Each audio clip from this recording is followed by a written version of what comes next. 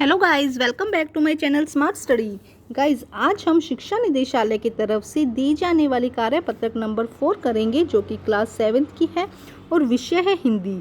ये वर्कशीट 15 अप्रैल 2021 की है। ये वर्कशीट जो लास्ट ईयर वर्कशीट दी गई थी, सेम वर्कशीट दी गई है। तो चाहे आप उस वीडियो से कर लीजिए या यहाँ से कर लीजिए, सेम है। प्यारे बच्चों, इस बार जो पाठ हम पढ़ने जा रहे हैं उसका नाम है दादी माँ। नाम से ही आप समझ गए होंगे कि लेखक अपनी दादी को याद करते हुए लिखते हैं, पर साथ ही साथ वे अपने बचपन को भी याद करते हुए उनसे जुड़ी हुई सारी बातें बताते हैं। आइए जाने लेखक क्या कहते हैं और इस आधार पर पूछे गए प्रश्नों के उत्तर लिखिए। तो आज से हम एक नया पाठ शुरू कर रहे हैं, दादी माँ।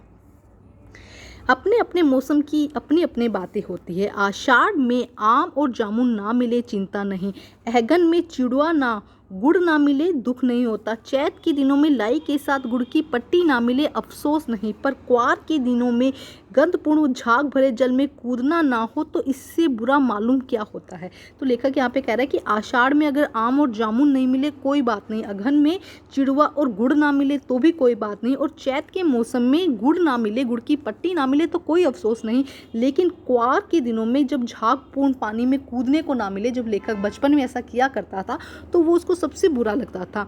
मैं भीतर हुड़क रहा था, दो एक दिन ही कूद सका था, नहा धोकर बीमार हो गया। देखो कहते हैं जब इस जो झाग भरे गंधपूर्ण झाग भरे पानी में जब वो कूदे तो वो क्या हो गए, उससे बीमार हो गए।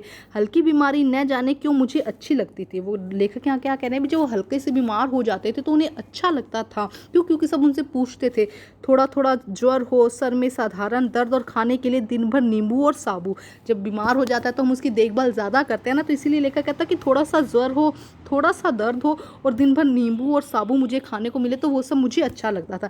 लेकिन इस बार एक ऐसी चीज़ नहीं थी। लेकिन इस बार जो दर्द था या ज्वर या बुखार था वो ऐसा नहीं था।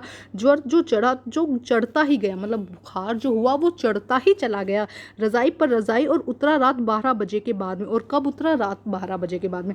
तो यहाँ पे लेखक अपनी बात बता रहे हैं। अभी जब चैप्टर आगे करेंगे तो इसको और अच्छे से हम समझेंगे। अभी यहाँ पे कह रहे हैं कि अलग अलग मौसम की अलग अलग चीज़ें अगर ना मिले, लेकिन जब क्वार का मौसम आता है तो वो जो गंध भरा पानी है उसके अंदर कूदना नहाना लेखक को बहुत अच्छा लगता है। उससे कभी कभी बीमार भी हो जाता है तो थोड़ी बीमारी पसंद है, लेकिन इस बार जब बुखार चढ़ा वो तो उतरने का नाम ही नहीं ले रहा था। देखिए कुछ नए शब्द दिए गए हैं यहाँ पर, जैसे कि चिड़ुआ। चिड़ुआ मतलब कि चिड़वा, हुक्कड़ मतलब कि तड़पना, ज्वर मतलब बुखार, और साबू मतलब कि साबूदाना। अब देखिए प्रश्न क्या दिए गए हैं। लेखक ने कौन कौन से हिंदी महीनों की बात की है, बड़ों से पूछकर हिंदी महीनों के नाम लिखिए। तो कौन कौन से हिंदी, देखो क्वार कहा गया है, यहाँ पे आषाढ़ कहा गया है, चैत कहा गया है। तो आइए करते हैं इसे सोल्व। तो आइए देखते हैं इसे। लेखक ने प्रश्न आंसर नंबर 1, लेखक ने आषाढ़, अगहन, चैत, क्वार महीनों की बात की है। इसके अलावा हिंदी महीने पूछे गए थे कि कौन कौन से हैं। चैत, बैसाख, ज्येष्ठ, आषाढ़, श्रावण, भाद्रपद, अश्विन, कार्तिक, मार्गशीर्ष, मोह, माघ, फागुन। तो ये हिंदी भाषा के महीने जो हम जनवरी फरवरी कहते हैं, हिंदी भाषा में इस तरह कहा जाता है। तो ये हो जाएगा आपका आंसर नंबर 1। लेखक ने आषाढ़, अगहन, चैत, क्वार महीनों की बात की है। सभी हिंदी महीनों के नाम इस प्रकार हैं: चैत्र, बैसाख, ज्येष्ठ, आषाढ़, श्रावण, भाद्रपद, अश्विन, कार्तिक, मार्गशीर्ष, पोह, माह और फागुन। अब हम करते हैं नेक्स्ट क्वेश्चन। प्रश्न नंबर 2 देखिए क्या है। गद्यांश में कौन कौन से खाद्य पदार्थों के बारे में बताया गया है। चिड़ुआ के बारे में बताया गया है, खाने की पट्टी, गुड़ की पट्टी, गुड़, इन सब बातों के बारे में बताया गया है। तो आइए करते हैं इसे सोल्व।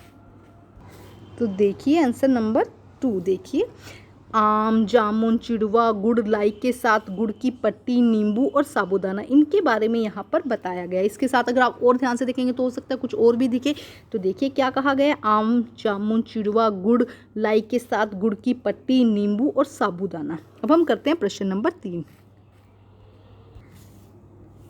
प्रश्न नंबर 3 देखो क्या कहा गया है कि लेखक कैसे बीमार हुआ और उसे भी कैसी बीमारी अच्छी लगती थी। तो लेखक कैसे बीमार हुआ, झागपूर्ण जो गंदा पानी था उसके अंदर कूद कर नहाने से लेखक बीमार हो गया, और हल्की हल्की बीमारी लेखक को अच्छी लगती थी। तो आइए करते हैं इसका आंसर।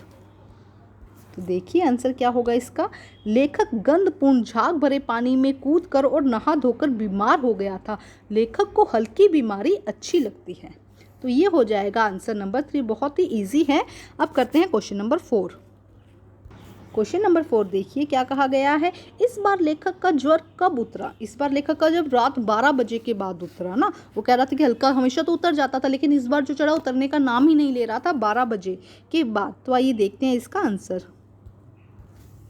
प्रश्न नंबर 4, इस बार लेखक का ज्वर रात 12 बजे के बाद उतरा।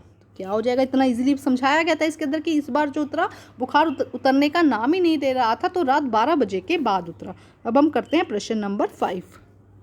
तो देखिए प्रश्न नंबर 5 क्या कहता है। यदि आपको ज्वर हो जाए तो कैसा लगता है। आप ज्वर में क्या क्या खाते हैं लिखिए। अगर आपको फीवर हो जाता है, बुखार हो जाता है, तो आपको कैसा लगता है। देखो मुझे बिल्कुल अच्छा नहीं लगता और मुझे तकलीफ़ होती है, दर्द होता है, अच्छा नहीं लगता। और क्या क्या खाने को मिलता है, हाँ खाने को ज़्यादा मन नहीं करता, लेकिन फ्रूट्स और सूप ये सब मिलता है। तो आइए देखते हैं इसका आंसर। तो देखिए आंसर क्या है इसका। यदि मुझे ज्वर हो जाए तो मुझे कुछ अच्छा नहीं लगता है। मैं ज्वर में ताज़ा फलों का जूस, हरे पत्तेदार सब्जियों का सूप, दलिया, दूध, ब्रेड आदि खाती हूँ। अब अगर आप हैं तो अगर आपको कैसा लगता है, देखो ऑब्वियसली आपको भी अच्छा नहीं लगता होगा, और आप क्या खाते हैं इसमें वो ऐड कर सकते हैं। तो आज की वर्कशीट कंप्लीट होती है। वर्कशीट कंप्लीट करके अपने टीचर से चेक करवाइए और प्लीज़ मेरे चैनल को लाइक कीजिए, सब्सक्राइब कीजिए और शेयर कीजिए। Thank you.